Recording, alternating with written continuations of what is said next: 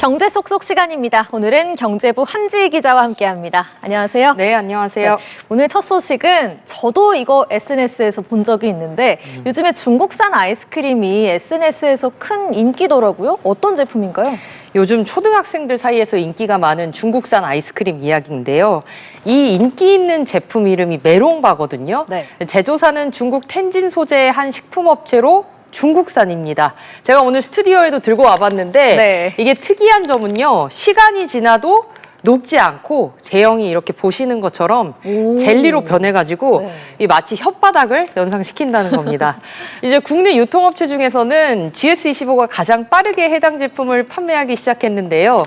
출시 2주 만에 80만 개가 팔렸고 2개월 만에 누적 판매 수량 500만 개를 돌파를 하면서 월드콘, 메로나를 제치고 GS25의 아이스크림 매출 1위에 등극을 했습니다. 네. 뒤이어 메롱바를 들여온 CU와 세븐일레븐 역시 매출 상승세를 이어가고 있는데요. 메롱바가 인기를 끌면서 과일 모양 아이스크림인 프로즌 소르베, 젤롱바 등 또 다른 중국산 제품들도 대중적으로 판매되기 시작했습니다. 네, 지금 이 메롱바 때문에 스튜디오에 달달한 냄새가 풍겨오고 사과향이에요. 있습니다. 네. 그런데 일각에서는 이 중국산 아이스크림에 대해서 우려하는 목소리도 있잖아요.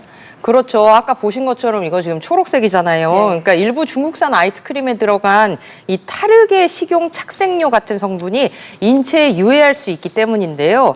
중국산 아이스크림에 들어가는 타르게 식용 착색료인 황색 제4호와 청색 제1호는 국내에서는 법적으로 사용이 가능합니다.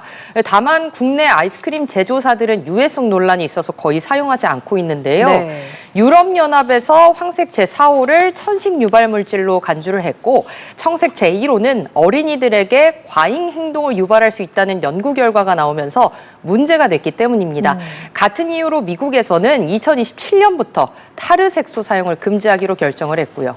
저희도 중국산 식품 위생 보도를 여러 차례 했었거든요. 네. 뭐 예를 들자면 중국산 흰깨에 색소를 입혀서 검정 참깨로 판매를 했다던가 뭐 김치를 만드는 과정에서 색소를 넣어서 빨갛게 만들었다던가 이런 사례들이 덜어 있었습니다.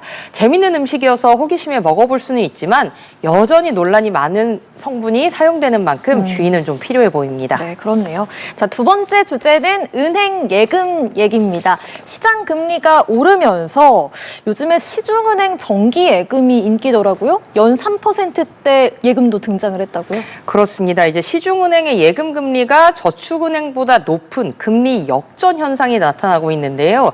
통상 저축은행에서 더 높은 금리를 제시를 하던 관행이 깨지고 있는 겁니다.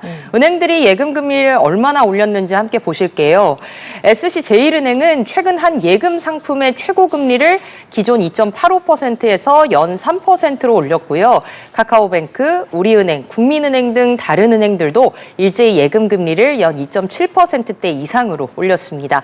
반면에 저축은행들은 반대 행보를 보이고 있는데요. 네. 자금 유치를 위해서 상대적으로 높은 금리를 주니까 예금 상품 찾는 분들이 참 이 저축은행 상품들 많이 주목했었는데 연 3%대 예금 금리가 사라졌습니다.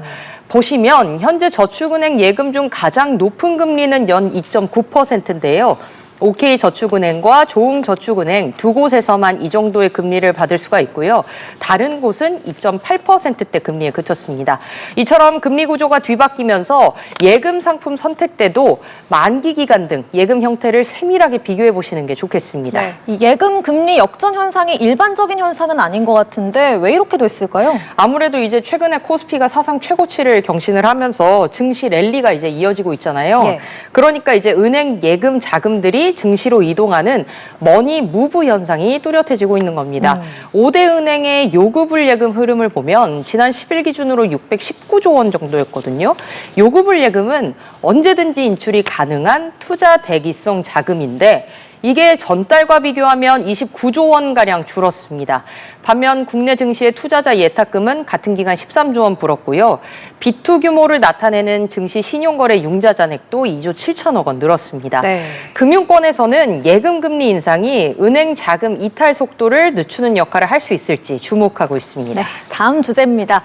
원달러 환율이 장중에 1,470원대까지 돌파하면서 고공행진을 이어가고 있는데 이 고환율에 따라서 업종별로 희비가 엇갈렸다고요? 아무래도 말씀하신 것처럼 원달러 환율이 많이 오르면서 이제 1,500원대를 목전에 두고 있잖아요. 네. 이 원달러 환율은 1,469원에 출발하면서 시가 기준으로 약 7개월 만에 최고치를 경신을 했습니다. 앵커가 말한 것처럼 전거래일 장중 1,470원을 터치했던 환율은 개장 직후에 1,470원대를 돌파를 했습니다.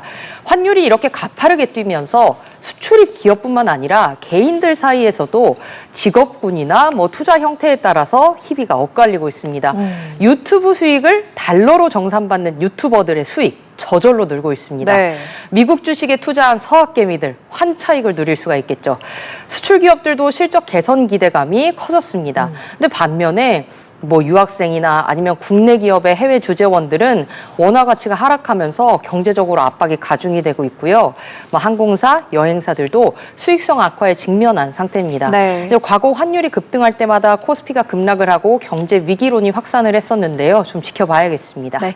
자, 마지막 주제 보겠습니다. 오늘이 2026학년도 수능일입니다. 아마 수험생들 지금 막 탐구 영역 시험 한창 풀고 있을 텐데 올해도 고생한 수험생들을 위한 다양한 할인 혜택이 준비돼 있죠. 그렇습니다. 이제 저도 수험표 가지고 가장 먼저 갔던 곳이 이제 놀이동산이었어요. 네. 놀이동산이 보통 반값 할인을 해주거든요.